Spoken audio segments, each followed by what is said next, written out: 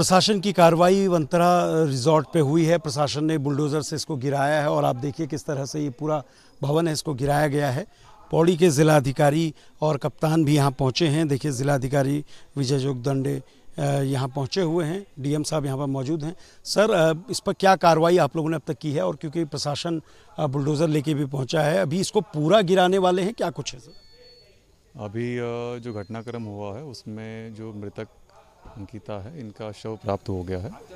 अभी पोस्टमार्टम का कार्रवाई चल रहा है और यहाँ पर हम लोग अभी जो अतिक्रमण इनका दिख रहा है उसको देखने भी आए हैं और जैसे ही उसमें जो भी अवैध पाया जाएगा उस पर भविष्य में भी कार्रवाई की जाएगी।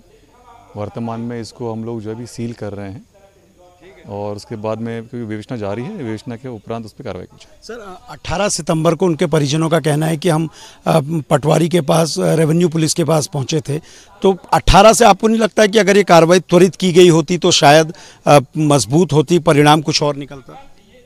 घटना की जो जानकारी है 20 तारीख को ही परिवार को भी प्राप्त हुआ था और 20 तारीख को ही फिर जैसे उन्होंने अपने बात को थाने पे बताया और पटवारी चौकी में बताया, उनकी शिकायत को दर्ज कर लिया गया था और लगभग दोपहर को 1 बजे तक घटना का जैसे जानकारी प्राप्त हुआ रिपोर्ट दर्ज कर लिया गया और उसके बाद फिर परिवार ने उसको नियमित पुलिस को ट्रांसफ़र करने की जब बात बताई तो उसको तत्काल से नियमित पुलिस को हस्तांतरित कर दिया गया था और पुलिस के द्वारा भी शीघ्रता से कार्रवाई करते हुए समस्त जो अभियुक्त हैं, आरोपित हैं, उनको हिरासत में लिया, उनसे पूछताछ की और उसके बाद फिर जो उन्होंने निशानदेही बताई उसके अनुसार सर्च की कार्रवाई किया गया।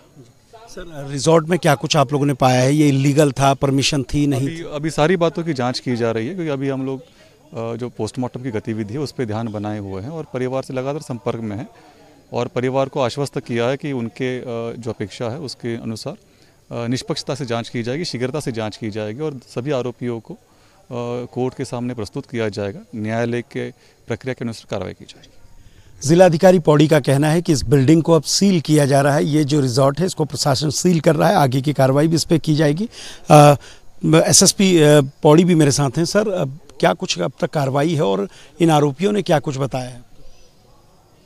जी, अब तक कार्रवाई जो हमारी विवेचना की कार्रवाई है वो लगभग हमारी पूरी हो गई है और इसमें जो 3 अभियुक्त थे, पुलकित, अंकित और भास्कर, सौरभ भास्कर, उनको हमने कल ही अरेस्ट कर लिया था और कल शाम को उनको कोर्ट में पेश करके 14 दिन का रिमांड हमको मिल गया है और उनको हमने पौड़ी जेल में दाखिल भी कर दिया है। सर, घटना किस तरह से हुई है? क्या कुछ इन्होंने बताया? कहाँ पर इन्होंने अंकिता को मारा और क्या कुछ अभी तक ये पूछताछ में लोग बता पाए?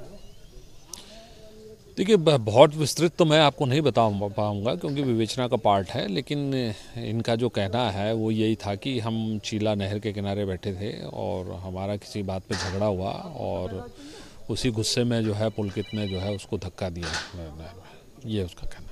सर, लड़की की चैट से भी ये निकल रहा है कि पुलकित उसे फोर्स करता था देह व्यापार के लिए। इस चीज़ों को कोई एक्सेप्ट किया? पुलकित ने कुछ कहा है इसमें? नहीं, वो अभी देखिए, अभी तो इन्वेस्टिगेशन चल रही है और अभी जैसे जैसे तथ्य हमारे सामने आएंगे, चूंकि विवेचना में हमने धारा 302, 201 और 120B भी लगाई है, तो 120B में जब हम आगे बढ़ेंगे तो नेचुरल सी बात है, ये सब चीज़ें उसमें आएंगी। एसएसपी पौड़ी का भी कहना है कि इन तीनों आरोपियों से पूछताछ की गई। इन लोगों ने जो पूरी घटना को बताया, हालांकि पूरी विवेचना की जानकारी उन्होंने नहीं दी है, लेकिन उनका ये कहना है कि जैसे जैसे पूछताछ आगे होगी इस मामले में 302 भी लगाई गई है, 120B भी लगाई गई है। अब अंकिता के शव का पोस्टमार्टम रिपोर्ट आने के बाद कार्रवाई आगे बढ़ेगी, लेकिन प्रशासन की टीम जिस तरह से यहाँ पहुँची है उनका साफ कहना है कि इस पूरे रिजॉर्ट को हो सकता है कि सील भी किया जाए और पूरी तरह से इसे ध्वस्त भी कर दिया जाए। वीडियो जर्नलिस्ट सोनी कुमार के साथ सुरेंद्र डसीला, न्यूज़ नेशन।